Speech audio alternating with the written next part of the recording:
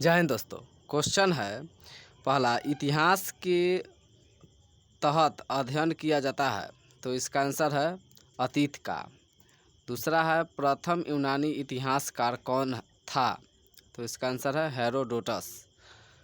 3 number question है, निम्नलिखित में से किसने स्पष्टता कहा कि इतिहास के समस्त निष्कर्ष युक्त संगत साक्ष्यों पर आधारित होते हैं तो इसका आंसर होगा बी नंबर, थयूसिडाइसिस।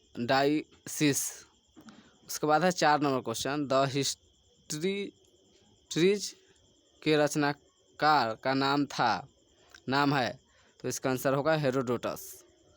उसके बाद क्वेश्चन है 5 नंबर, इतिहास का पिता की पदवी सही अर्थों में निम्न में किससे संबंधित है तो इसका आंसर होगा हेरोडोटस।